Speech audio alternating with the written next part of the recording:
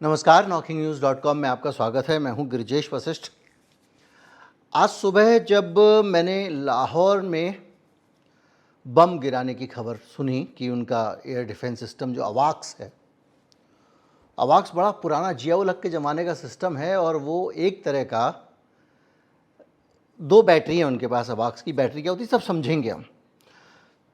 बहुत सारी सैन्य चीज़ें आसानी से समझने की कोशिश करेंगे। तो जब ये खबर मिली तो मुझे अच्छा नहीं लगा था। अच्छा क्यों नहीं लगा था? मुझे लगा कि ये युद्ध जो है अब बढ़ रहा है, क्योंकि बात हो गई थी, हमने जवाब दे दिया था, सब कुछ कर दिया था। क्या ज़रूरत थी हमारे देश को कि जाके वहाँ पे ड्रोन गिराते, क्योंकि तब तक मुझे पूरी जानकारी नहीं थी। फिर खबर आई कि और भी बहुत सारे हमले भारत ने किए, लेकिन वो झूठे निकले।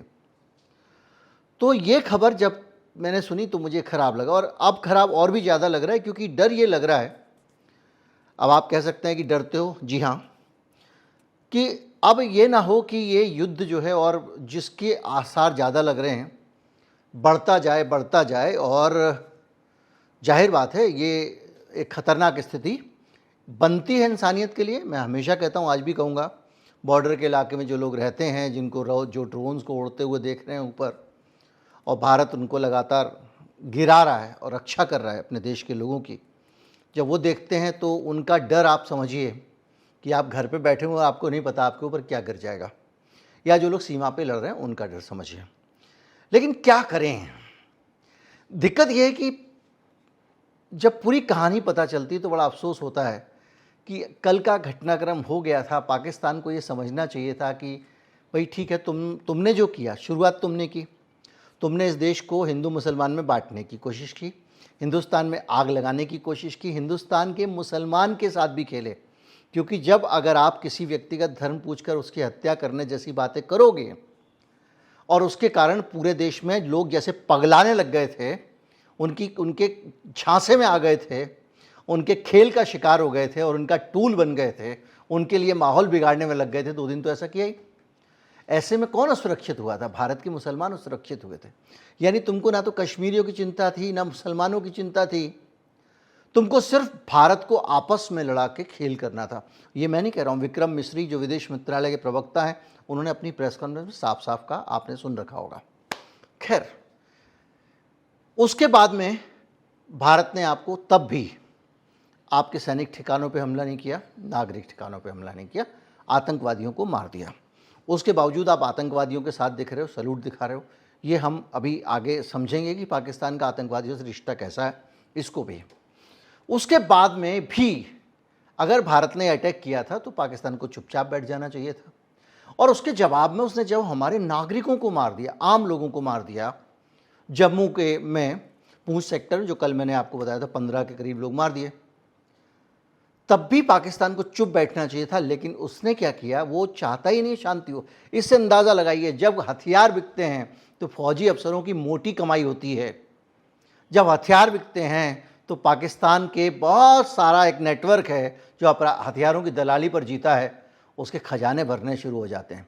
उन्होंने क्या किया? उन्होंने भारत के 15 शहरों पे, जिसमें अवंतीपुरा, श्रीनगर, जम्मू, पठानकोट, अमृतसर, कपूरथला, जालंधर, लुधियाना, आदमपुर, बठिंडा, चंडीगढ़, नल, फलौदी, उत्तरलाई और भुज, यहाँ पर ड्रोन से और मिसाइल से हमले किए। अब आप सोचिए, एक साथ 15 शहरों पे, गुजरात से लेकर पंजाब तक, कश्मीर तक। ये हमारी ताकत है। और ये S-400 डिफेंस सिस्टम है, याद कीजिए, इसकी डील बीच में अटक गई थी रूस के साथ में, अमेरिका के कारण। ये S-400 डिफेंस सिस्टम ही है जिसको हमने सुदर्शन चक्र शायद नाम दिया हुआ है, जिसने इसको उनको इंटरसेप्ट किया और गिरा लिया। और बहुत ईमानदारी की बात यह है कि चाहे उनका वाक्स हो, चाहे हमारा S-400 हो,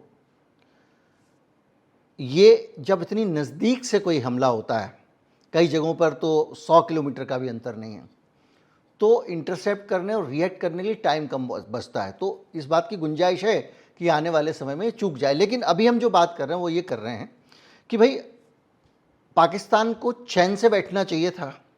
तूने 15 आम लोगों को मार लिया तब चैन से बैठ जाता, उसके बाद तू 15 शहरों पे अगर ड्रोन से हमले कर रहा है तो क्या करें। मतलब मेरा अफसोस ये है कि पाकिस्तान इस देश में शांति क्यों नहीं होने देना चाहता है और खुद शांति से क्यों नहीं बैठना चाहता है। क्या उसको अपने लोगों की ज़िंदगियाँ प्यारी नहीं हैं? आम शहरी वहाँ के खतरे में पड़ेंगे, उसको अच्छा लगता है। और इसके बावजूद भारत ने जो रिटेलिएशन किया, इसका जो उत्तर दिया, उसमें भी उसने फिर से ना तो सैनिक ठिकानों पे हमला किया, ना आम नागरिकों पे हमला किया। लाहौर में जो इनका अवाक सिस्टम था उसको उड़ा के दिखाया कि देखो हम तुम्हारा एयर डिफेंस सिस्टम उड़ा सकते हैं और तुम कुछ नहीं कर पाओगे। तो भारत ने क्या किया, एक तो S-400 से जोड़ा, इसको बचाया, और उसके साथ साथ उसने एक और काम किया, जो भारत में UAS ग्रिड है उसकी वजह से ये बड़ा हमला बचा। अब आप कहेंगे US ग्रिड क्या है और S-400 क्या है। देखिए, अवाक्स की एक बैटरी वहाँ उठाई गई, उनके पास 2 ही बैटरी हैं। बैटरी क्या होता है, जो लोग मेरा वीडियो देखते हैं, जिसने उन्हें इजराइल वाले देखे होंगे वो जानते हैं। ये जनरल नॉलेज के लिए मैं बताता चलता हूँ ताकि आप खबर को समझ सकें, खबर तो सभी बता रहे हैं। बैटरी होती है एक सिंगल यूनिट किसी एयर डिफेंस सिस्टम की, यानी जब आप, एक मिसाइल होती है, एक ट्रक होता है बड़ा सा, ट्रक के ऊपर कई सारे राडार लगे होते हैं, वो घूम घूम के चेक कर रहे होते हैं कहाँ से कोई हवाई जहाज़ मिसाइल वगैरह तो नहीं जा रही है। और उसके ऊपर एक, आपने देखा होगा, बहुत सारा एक चौकोर बक्सा जैसा लगा होता है जिसके अंदर मिसाइल भरी होती हैं। और वो मिसाइल जो है, जब आप देखेंगे कहीं कुछ दिख रहा है तो मिसाइल उधर मुड़ के, और गाइडेड मिसाइल होती है, वो जाके उसको गिरा देती है। तो ये जो पूरी एक यूनिट है, एक ट्रक और उसके ऊपर लदा हुआ सामान, ये सिंगल बैटरी कहलाता है। तो ये जो सिंगल बैटरी है, ये 2 ही बैटरी हैं जिसमें से एक भारत ने उड़ा दिया अवाक्स की। भारत कैसे बचा ये मैं आपको बताऊं, क्योंकि उनकी बैटरी नहीं पकड़ पाई ना, इसीलिए, क्योंकि एयर डिफेंस सिस्टम जितने भी हैं, अगर छोटी दूरी से हमला हो रहा है तो उस हमले को इंटरसेप्ट करना, फिर मिसाइल छोड़ना, फिर गिरा लेना मुश्किल काम है, और तब तक तो वो अपने टारगेट पे हिट कर जाता है। लेकिन हमारे ऑपरेशन सिंदूर के मामले में जो हमारी UAS ग्रिड थी उसने बहुत अच्छा काम किया। अब UAS ग्रिड क्या है, ये बड़ी कमाल की चीज़ है जो DRDO ने भारत के तैयार की है। ये क्या है, DRDO ने जो ड्रोन उड़ता है उसको ज़मीन से कहीं ना कहीं से कमांड देते हैं ना, शादी में भी ड्रोन होता है, एक आदमी रिमोट से चला रहा होता है, तो उसको एक सिग्नल मिल रहा होता है। तो जो हमारा सिस्टम है DRDO का, वो उस ड्रोन के मिलने वाले सिस्टम के ज़रिए, सिग्नल के ज़रिए आइडेंटिफाई करता है कि ये ड्रोन कौन सा है, उसको कहाँ जाना चाहिए। और उस ड्रोन को एक ख़ास तरह की इजाज़त होती है कि भैया ये ड्रोन है ग्रीन वाला तो ये इस इलाके में जा सकता है, इसका रेड कोड है तो यहाँ जा सकता है। तो वो, अगर आप ड्रोन उड़ाएंगे, अपना भी ड्रोन, और गलती से आपका डिफेंस एरिया में कहीं पे जाने लगेगा तो वो आपका ड्रोन नहीं जा पाएगा, गिरा देंगे। ये ऑटोमेटिक सिस्टम है, सिग्नल से पूरा ड्रोन के सिग्नल को इंटरसेप्ट करते हैं। जो हमारा US सिस्टम है वो इतना इंटेलिजेंट है कि उसने इन ड्रोन्स को पहचान लिया कि भाई ये ड्रोन्स जो हैं, इनकी फ्रीक्वेंसी हमारे ABC वाले जो कोड हैं उनमें से किसी से नहीं मिल रही है। तो जो मैप वो बना के रखते हैं director general of civil aviation की मदद से, वो एक तरह से फिक्स है। जैसे कि आप कहीं जाते हो, जैसे आप किसी दफ्तर में जाते हो तो आपको एक गेट पे, आज तक में जैसे हम थे तो वहाँ पे कोड मिलता था, जो आपको एक विजिटर कार्ड मिलता था, उस पर लिखा होता था, उसके फीते के कलर से पता लग जाता था कि इसको दफ्तर में किस इलाके तक जाने दिया जा सकता है। ये आदमी स्टूडियो तक जा सकता है, ये आदमी सिर्फ जो है वो कैंटीन तक जा सकता है, इसको रिसेप्शन से ही लौटा देना है जब एंट्री मिलती है। तो इसी तरह से जो ड्रोन है उनको भी इन्होंने कोडिंग सिस्टम दिया हुआ, तो उस सिस्टम ने ड्रोन्स को पहचाना और उसी सिस्टम की मदद से हमारे यहाँ पे S-400 ने विमानों को, ड्रोन को गिराया। 2 पाकिस्तान के बहुत इम्पोर्टेंट विमान जो पाकिस्तान ने खुद ही विकसित किए हैं, उनको भी भारत ने गिरा लिया है। जब ये हुआ तो भारत को लगा कि भाई अब अगर चुप बैठेंगे तो ये हमको हल्के में ले लेगा। तो भारत ने फिर एक जवाबी हमला किया, और ये जवाबी हमला भी जो किया, वो जवाबी हमला अभी भी मैं तारीफ़ करूँगा भारत की सेनाओं की, अभी भी वो चाहती नहीं है कि युद्ध हो, वो चाहती हैं कि मामला समझदारी से सुलझ जाए। इसलिए फिर से ना तो नागरिक ठिकानों पे हमला किया और ना ही सैन्य ठिकानों पे हमला किया। केवल जहाँ से कुछ गड़बड़ की गुंजाइश थी वहाँ एक संदेश देना था, दे दिया। हालांकि पाकिस्तान का मीडिया कह रहा है कि जो ड्रोन थे इजराइल वाले जिनसे हमला किया था हम लोगों ने, वो ड्रोन जो है उन्होंने 15 या 25 डॉन अखबार लिख रहा है, वो सारे गिरा लिए उन्होंने, उनका कहना ये। और एक ही लाहौर वाला वो चूक गए। बहरहाल, लेकिन हमारे पास जो अधिकृत जानकारी है, जो पुष्ट जानकारी है, वो यही कहती हैं। और अगर आपने सारे के सारे गिरा लिए तो आपके यहाँ पे ये हाहाकार क्यों मचा हुआ है, आप ये क्यों कह रहे हैं वहाँ ये हो गया, हमारे यहाँ वहाँ वो हो गया, तमाम सारी वहाँ से लोग वीडियो बना बना के डाल रहे हैं कि यहाँ ड्रोन गिरा है, हमारे यहाँ पे हमला हुआ है, पुलिस नहीं जाने दे रही है, वगैरह वगैरह। तो कुल मिला के हम इसमें पढ़ना ही नहीं चाहते कि कौन कामयाब हुआ कौन नहीं हुआ। हमारे लिए इम्पोर्टेंट ये है कि जो हमारे 26 आदमी मारे थे उसका बदला हमने आतंकवादियों को सजा देकर पूरा किया था। और उसके बाद आपने फिर हमारे आम नागरिक मार दिए, उसके बाद भी शांति से बैठे थे, लेकिन आप हमारे यहाँ घुस गए। लेकिन बात यह है कि ये सब चीज़ें हमारे लिए दिक्कत इसलिए बनती जा रही है क्योंकि आप हमारे देश में हमको शांति से रहने नहीं देना चाह रहे हो। और मेरी चिंता ये है कि पाकिस्तान में जो लोग भी सुन रहे हैं, कम से कम इस बात को समझें कि हम लोग ऐसे झगड़ के कब से काम चलेगा। आपके जो आर्मी की जो स्पोक्स पर्सन है वो तो बड़ी अच्छी अच्छी बातें कर रहे हैं, लेकिन आप शांति की बात क्यों नहीं कर रहे हो। अब मैं बताता हूँ कि किस तरह से बहुत सारी चीज़ें हम देख रहे हैं जो हमको ये बता रही हैं कि पाकिस्तान का रवैया कतई अच्छा नहीं है। अब आप सोचो, आतंकवादियों को आप राजकीय सम्मान के साथ में उसकी अंत्येष्टि कर रहे हो। आपके अगर आतंकवादी घुस के यहाँ पर मार के गए 26 लोगों को, आपको उनको सज़ा देनी चाहिए, पकड़नी चाहिए, उसकी जगह आप उनको बचाने की कोशिश कर रहे हो।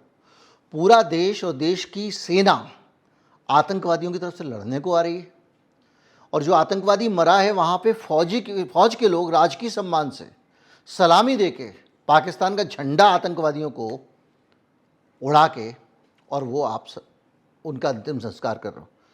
ये सारी चीज़ें जो है ना कहीं ये सोचने को मजबूर कर रही हैं कि भाई ये क्या हो रहा है, क्यों नहीं। और ये एक चीज़ मान के चलिए कि अगर हमारी सेना चाहे भी कि भाई अब हमको युद्ध नहीं करना, शांति हो जाए, लेकिन यार 15 शहरों पे बम थोड़ी गिरवा लेंगे भाई, 15 शहरों पे ड्रोन से हमला थोड़ी करवा लेंगे।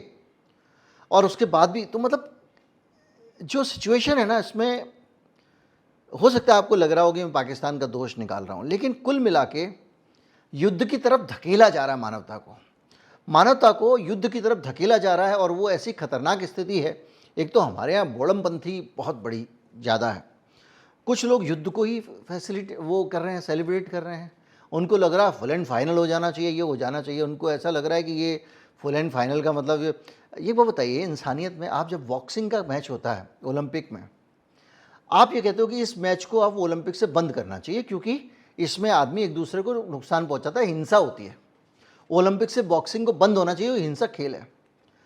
एक तरफ हम इंसानियत के उस स्तर की बात करते हैं, दूसरी तरफ लोग कह रहे हैं हो जाओ भाई, आर पार का हो जाओ, ये हो जाओ। और दुर्भाग्य है कि ये जो दुनिया में युद्ध होता है, युद्ध में जो लोग लड़ रहे हैं और जिनके अपने लड़ रहे हैं, उनके अलावा हर व्यक्ति चाहता है ये कर दो, वो कर दो, फलां कर दो, व्हाट्सएप पे लगा रहता है। लेकिन जो लड़ रहा है वो युद्ध का मतलब जानता है, जो जनरल हैं वो मतलब जानते हैं। युद्ध में जब आप बटालियन भेजते हो अपनी, तो एक जो अफसर होता है वो इसका मतलब जानता है। वो ये भी जानता है मजबूरी है, लड़ना पड़ेगा और लड़ना चाहिए क्योंकि ये कर्तव्य है अपने देश की रक्षा के लिए, अपनी सीमाओं की रक्षा के लिए। लेकिन वो कभी नहीं चाहता कि युद्ध हो, वो चाहता है कि युद्ध ना हो, मसले बातचीत से सुलझ जाएं। तो बातचीत से मसले सुलझाने की तरफ पाकिस्तान को क्यों नहीं जाना चाहिए। आप एक बात सोचिए कि पाकिस्तान का जो रिकॉर्ड है वो बड़ा अफसोसनाक और दर्दनाक रिकॉर्ड है, और आप उसके बाद में आप कहेंगे बॉस कि ऐसे देश के साथ में कैसे निभ सकती है। लेकिन क्या करोगे, कुछ चीज़ें ऐसी होती हैं जो आप बदल नहीं सकते हो। पड़ोसी है तो है, ऐसा कोई पड़ोसी तो है नहीं इसका मकान बिकवा दोगे, और अगर आप उस पर कब्जा भी कर लोगे तो ये अपने आप में सरदर्द है। कर्ज में डूबा हुआ भूखमरा सा देश, आप उसको मिला भी लोगे भारत में तो कहाँ से क्या खिलाओगे उनको, वो और एक सरदर्द आपके सर पे आ जाएगा। हालांकि वो मिलाने की प्रक्रिया जो है वो आसान नहीं है, उसमें लाखों जाने जाएंगे, और भी खतरनाक स्थिति है। लेकिन आप सोचो कि 88-89 से सिलसिला शुरू हो रहा है। अलकायदा जैसा संगठन 1988 में उसकी स्थापना हुई और ओसामा बिन लादेन ने की, और जिहाद के समर्थन में इसको किया गया, और उसको हथियार ताकत वगैरह अगर अमेरिका दे रहा था तो अमेरिका के हाथ का टूल बना हुआ था यही हमारा पाकिस्तान। और इन्होंने खूब सारा पैसा पाकिस्तान की आईएसआई ने, अमेरिका ने दिया, अलकायदा को खड़ा किया अफ़गानिस्तान में। आप सोचिए कि इस देश की आतंकवाद से कैसी दोस्ती है। अमेरिका तो कुछ और ही चीज़ है, वो तो जो चाहे, जहाँ जो चाहे वहाँ फिट हो जाए वो करता है। सोवियत संघ के खिलाफ लॉबिंग करने के लिए उसने एक मुजाहिदीन समूह खड़े कर दिए, ये कर दिया, वो कर दिया अफ़गानिस्तान में। 93 में मुंबई ब्लास्ट हुआ। मुंबई ब्लास्ट में किस तरह से लोग मारे गए, कितनी तबाही मची, उसका आरोपी कौन? 257 के लोगों की मौत का जिम्मेदार कौन? दाऊद इब्राहिम, और उसका गिरोह उसमें शामिल माना गया। लेकिन पाकिस्तान की आईएसआई से शह मिली, ये भी पता चला दाऊद कहाँ है। जिस दाऊद को अमेरिका में ने 2003 में इंटरनेशनल टेररिस्ट घोषित किया हुआ है, वो कराची में ठाठ से रहता है। कई पत्रकारों ने उसके घर के वीडियो बना के दाऊद इब्राहिम के भेजे, जिसको कई जगहों पर मुझे याद है आज तक में भी हमने चलाया था। हमज़ा वहाँ पर हैं, उन्होंने उसको भेजा था। 98 में अमेरिकी दूतावास पे तंजानिया में और कीनिया में 7 अगस्त 98 में हमले हुए, आतंकवादी हमले। 224 लोग मारे गए। इसमें अलकायदा का हाथ था। ओसामा बिन लादेन मुख्य साजिश करता था, और वो पाकिस्तान अफ़गानिस्तान सीमा पे सक्रिय था। कुछ नहीं हुआ। अमेरिका ने पाकिस्तान अफ़गानिस्तान की सीमा पे हमले किए और आईएसआई रंगे हाथों पकड़ा गया, उसकी भूमिका। अब आप सोचिए किस लेवल का टेररिज्म, आतंकवाद पाकिस्तान फैला रहा है। दुनिया में कहीं पे भी कोई आतंकवादी घटना होती है तो उसमें पाकिस्तान का हाथ माना जाए। इससे अंदाज़ा लगाइए कि वहाँ कौन लोग सरकार चला रहे हैं, कैसे लोग हैं। अब ऐसे लोग से मैं उम्मीद करता हूँ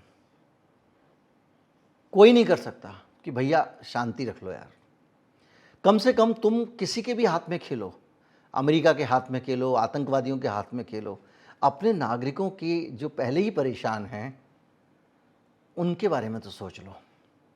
वो गरीब पाकिस्तानी उसने क्या बिगाड़ा है, क्यों बार बार उसको खतरे में डालते हो? तुम भारत से पंगा लोगे तो इतना आसान तो नहीं है ना तुम्हारे लिए कि तुम कुछ कर लोगे।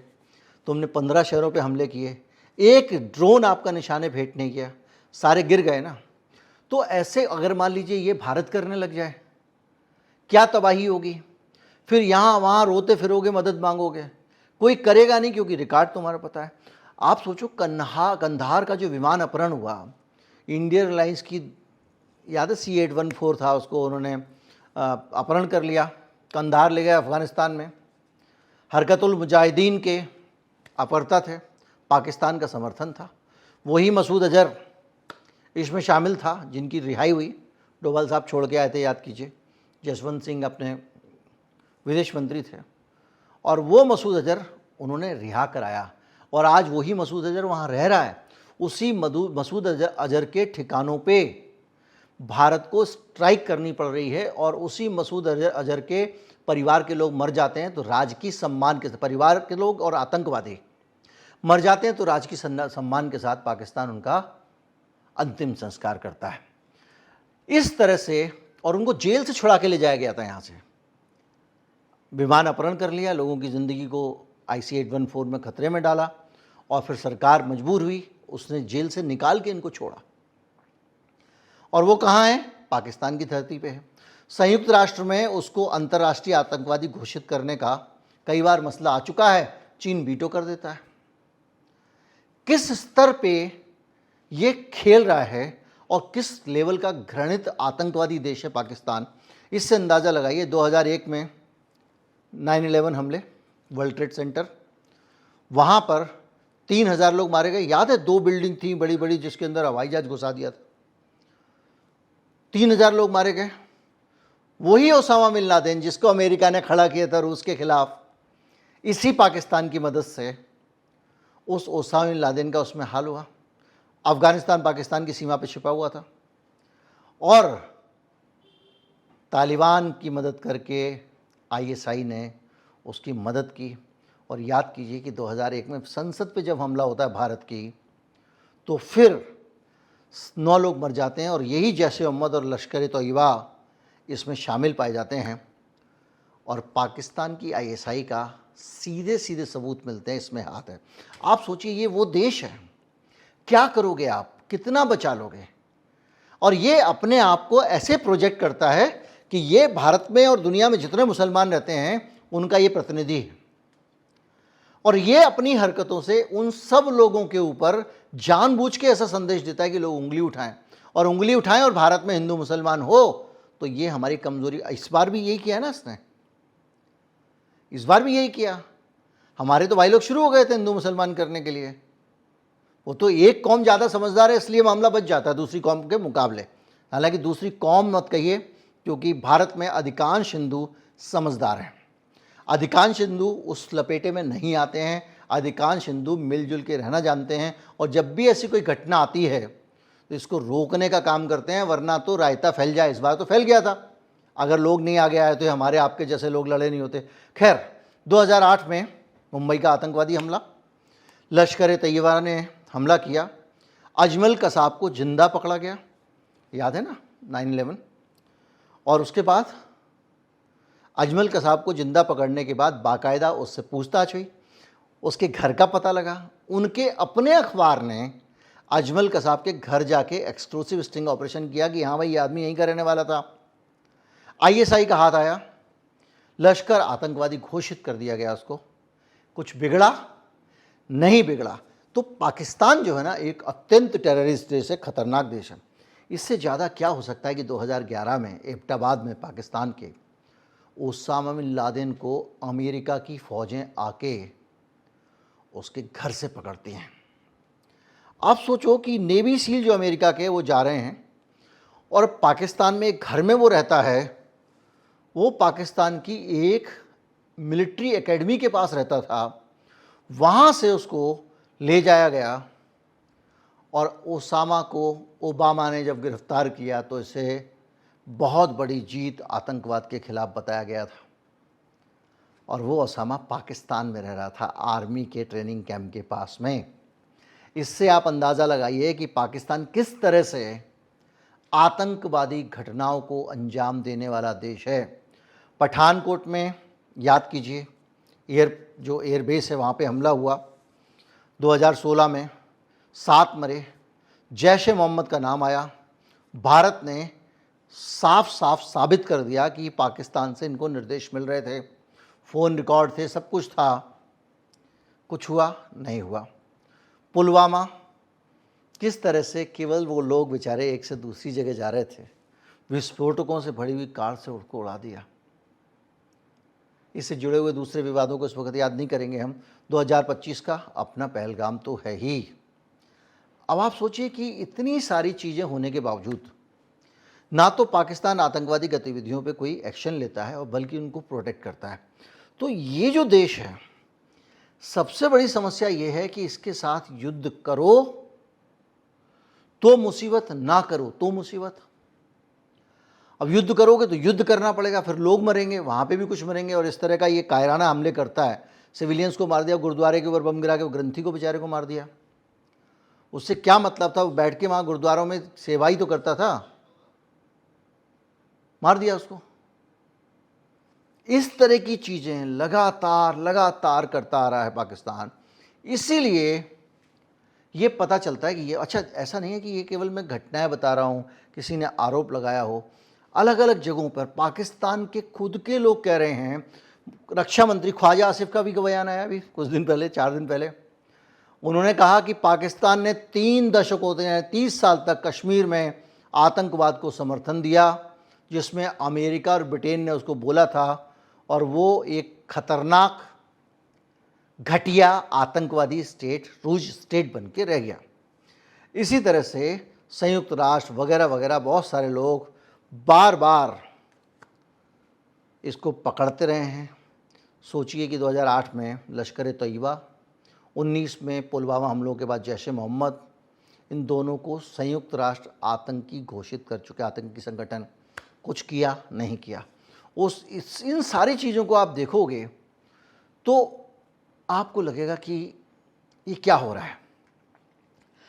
ये जो मैंने बताया इसको आप आरोप मान सकते। कुछ लोगों को लगता है अरे भाई भारत ने बोल दिया थोड़ी हो जाएगा। तो मैं आपको बताऊं किस तरह के सबूत किस मामले में दिए गए थे। अजमल कसाब का कबूलनामा, डेविड हेडली की गवाही, ओसामा का एबटाबाद में मिलना। आप सोचो कितने सारे ऐसे सबूत हैं जो बिल्कुल क्लियर कट ये बताते हैं। खुफिया जानकारियाँ तो छोड़ दो कि पाकिस्तान एक टेररिस्ट स्टेट है। अब इस पाकिस्तान टेररिस्ट स्टेट को कब तक कोई सहेगा। अब दुर्भाग्य से इस पाकिस्तान की टेररिस्ट स्टेट को अब भी इस बात को समझ लेना चाहिए कि भाई कोई रास्ता नहीं है तेरे पास शांति के अलावा। अभी भी भारत जो है वो पूरा संयम बरत रहा है, तुम्हारे सैनिक ठिकानों पे नहीं डाल रहा है। अगर जो ड्रोन से जाके तुम्हारा एयर डिफेंस सिस्टम आवाज़ उड़ा सकता है उसके लिए कुछ भी असंभव नहीं है, ये तो दिमाग में रखना चाहिए। तो कुल मिला के अब सिलसिला ये है कि वो रुकने का नाम नहीं ले रहा है। यहाँ वाले संयम बरत बरत के अभी तक तो युद्ध टाले हुए, लेकिन जिस तरह से अभी फिर शाम को खबर आने लग गई कि साहब वो कुछ ड्रोन वहाँ से आ गए, भारत के कुछ शहरों का नाम लिया जा रहा है। मैं इसलिए नहीं बोल रहा हूँ क्योंकि इतनी खबरें आ रही हैं, कौन सी खबर सही है पता लगाना मुश्किल है। सबसे ज़्यादा मेन स्ट्रीम मीडिया झूठी खबरें फैलाता रहता है, बहुत झूठी खबरें, इतनी ज़्यादा कि इसका जवाब नहीं है। अब उसमें मैं कैसे ये मान लूँ कि भाई वो खबर सही है, तो इसलिए मैं शहरों का नाम नहीं ले रहा हूँ। बहरहाल जो भी है, और पाकिस्तान जो है वो तरह तरह से प्रचार भी करता रहता है। वो बोलता रहता है कि भैया हमने 25 ड्रोन गिरा दिए, हारोप ड्रोन जो इजराइल से मिले थे।